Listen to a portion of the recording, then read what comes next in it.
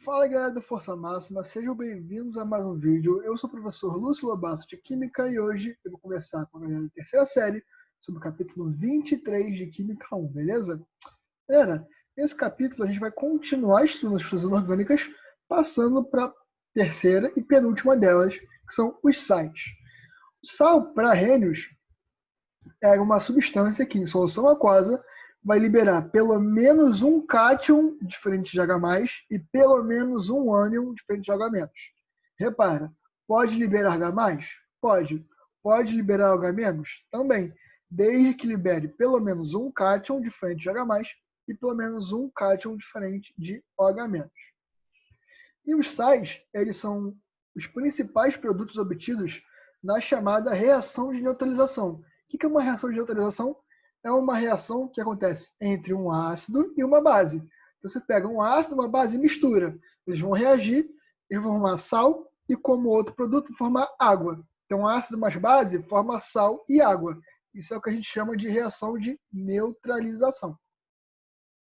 E aí, é muito interessante entender como essas reações de neutralização acontecem. Olha só. Então, como eu falei para vocês, a gente tem aqui que uma reação de neutralização é um ácido mais uma base dando sal e água. Por exemplo, eu tenho aqui HCl mais NaOH, ou seja, ácido mais base. Né? E aí com o produto NaCl e água, sendo que NaCl é um sal. Quando eu coloco o NaCl em água, ele libera Na+, e Cl-. Ou seja, pelo menos um cátion diferente de H+, e pelo menos um ânion diferente de OH-. O que acontece aqui é basicamente o seguinte: esse H aqui do ácido se junta com o OH da base e forma a água, o H2O. O Cl do ácido se junta, deixa eu mudar aqui a cor para ficar mais didático. O Cl do ácido se junta com o Na da base e forma o NaCl, que é o nosso sal. Então, de maneira geral, a gente pode dizer o seguinte: que o cátion da base se junta com os ânions do sal e forma os ânions do ácido e forma o sal. Repetindo, o cátion da base se junta com os ânions do ácido e forma o sal.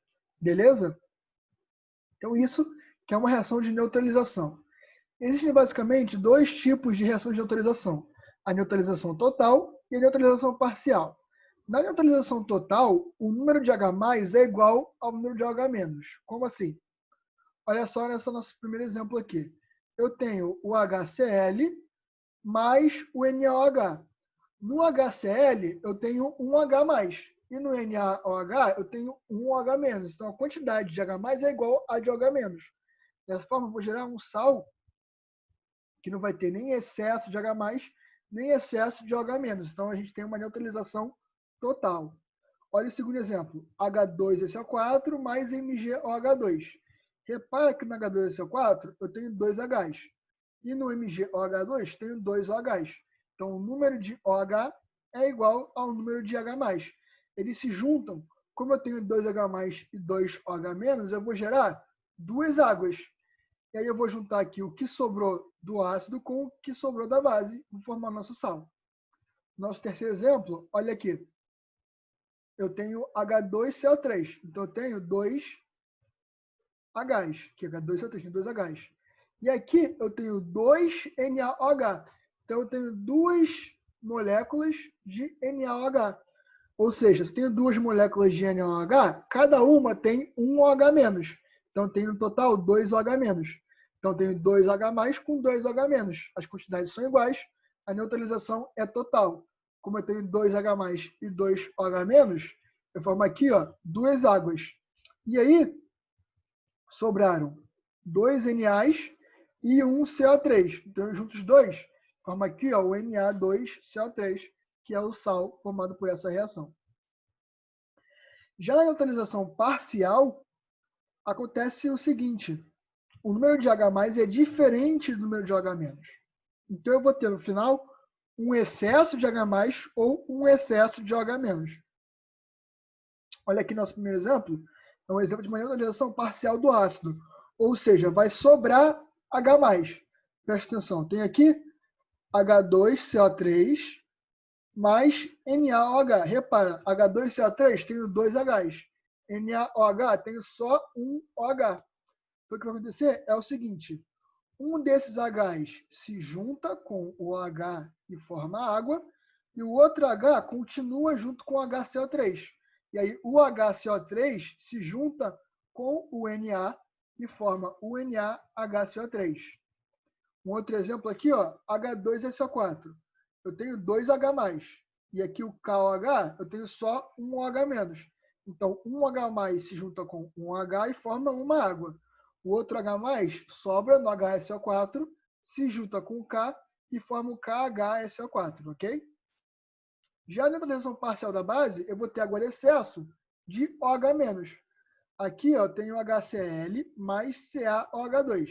Eu tenho um H+ e 2 OH-. De novo, um H+ se junta com um OH-, forma uma água. O outro OH sobra junto com o Ca e se junta com o Cl, forma CaOHCl, que é o sal aqui formado. Aqui o outro exemplo, HNO3 mais MgOH2. Um H+ vai juntar com um OH-, vai formar a água. Aí o MgOH, né, com o OH que sobrou, vai se juntar com o NO3, vai formar o MgOHNO3. Então sobrou ali, tem o excesso de um OH-. Então essas são as neutralizações parciais. Entendendo agora como os sais se formam, vamos aprender a classificar esses sais. Primeiro, a primeira forma de classificar é pela natureza dos íons, onde eu tenho sal normal, hidrogenossal, hidroxissal, sais duplos ou mistos e sais hidratados. Olha só. O sal normal é aquele sal que não vai apresentar o H+, nem o OH-, beleza? Então, NaCl, CaCl2, KNO3, MgSO4, etc. Nenhum desses sais aqui tem nem OH-, nem H+ na sua estrutura. Os hidrogenossais são aqueles sais que apresentam hidrogênio na sua estrutura, que nem o KHSO4, o NHCO3. E esses caras aqui, eles apresentam 2 cátions, né? Um cátion é o K+, nesse caso, e o outro cátion é o H+. Então aqui, na verdade, está faltando, ó, seria NaHCO3. Deixa eu corrigir aqui para vocês. Ó. Aqui, na verdade, seria NaHCO3. Esse é o correto. Então aqui eu apresentaria 2 cátions, né? O Na+, e o H+. Então esses são os hidrogenossais. E os hidrogenossais são os sais formados, lembra? Nas reações de neutralização parcial de ácidos. Beleza? Já os hidroxissais, como diz o nome, são aqueles sais que vão ter hidroxila, OH- na sua fórmula. E vão ter 2 ânions. Como, por exemplo, aqui, ó, o CaOHCl. CaOHCl, repara, tenho como cátion o Ca, tenho como ânion o OH- e o Cl-, né? E o Ca2+ como cátion. Aqui, ó, MgOHNO3. Tem aqui o OH no meio da estrutura. Tenho como ânion o OH- e o NO3-. Meu cátion é o Mg2+. Então é um hidroxissal. Já os sais duplos ou mistos vão apresentar 2 cátions diferentes, que não podem ser H+, ou 2 ânions diferentes, que não podem ser OH-. Por exemplo, KNaSO4. Aqui, ó, tenho o K+, o Na+, e o SO4, 2-. Então, tenho 2 cátions diferentes. Já aqui no nosso outro exemplo, Mg2+, Cl- e NO3-. Tem aqui o MgCl e NO3. Então, nesse caso, tenho 2 ânions. Tenho Cl- e NO3-. Isso são sais duplos ou mistos. Por fim, tenho os sais hidratados. Os sais hidratados são aqueles sais que, na sua estrutura cristalina, a gente tem moléculas de água presente. Por exemplo, aqui, CuSO4.5H2O. Esse ponto aqui não é vezes. Esse ponto quer dizer o seguinte, que para cada molécula de CuSO4, eu tenho 5 moléculas de água na estrutura do sal. Então, isso que é um sal hidratado. É um sal que apresenta água de hidratação, né? Água na estrutura do sal. Um outro exemplo aqui, ó, CaCl2.6H2O. Quer dizer que a cada molécula de CaCl2, eu tenho 6 moléculas de água, 6H2O. Isso que é um sal hidratado. Nossa próxima classificação é quanto à solubilidade em água. E para isso, é necessário que vocês decorem essa tabela aqui, ou pelo menos tenham uma ideia. Aqui, ó, todos os nitratos, cloratos e cetatos são solúveis. Todo nitrato de sódio, nitrato de cloro, todos os nitratos, cloratos e cetatos são solúveis. Já cloretos, brometos e iodetos apresentam exceções.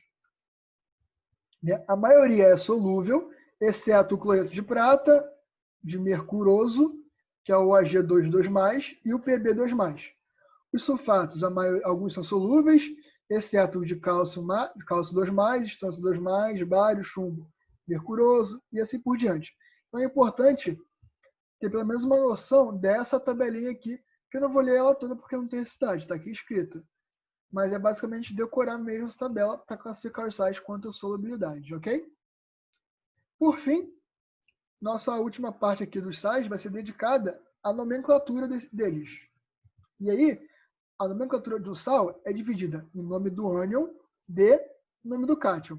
Sendo que o nome do ânion, lembra que o ânion é a parte que vem do ácido? Então, eu vou ter que identificar o ácido de quem vem meu sal para poder dar o nome. Se o nome do meu ácido de origem termina em hídrico, o sufixo do sal vai ser eto. Se o ácido termina em oso, o sufixo do sal é ito. Se o ácido termina em ico, o sufixo do sal é ato. Né? Então, a gente vai, com o tempo, vocês vão acabar decorando o nome dos principais ânions. Tem aqui até uma tabela, olha só. Os principais ânions. O F- é fluoreto, o Cl- é cloreto. Por quê? Ó? O F- vem do ácido fluorídrico. Se é ácido fluorídrico, o ânion é fluoreto. Cl- vem do ácido clorídrico. Se é clorídrico, vira cloreto. Aqui, ó, hipoclorito. O hipoclorito vem do ácido hipocloroso. Se é oso, vira ito. Então é hipoclorito. E assim por diante aqui, ó. SO4 2- vem do ácido sulfúrico. A gente queria dar nome já. Então, se é do ácido sulfúrico, o ânion é sulfato. Beleza? Essa é a principal regra. Aí eu vou ter sulfato de e o nome do cátion. E aí o nome do cátion, geralmente, é o nome do próprio elemento. Por exemplo, sulfato de sódio. Então é o Na2SO4, porque é um sulfato SO4 do elemento químico sódio, que é o Na. Já se o NOx for variável, a gente tem que colocar o NOx em números romanos, algarismos romanos, né? O NOx do cátion em algarismos romanos, ou então aquele prefixo oso ou ico que a gente já aprendeu.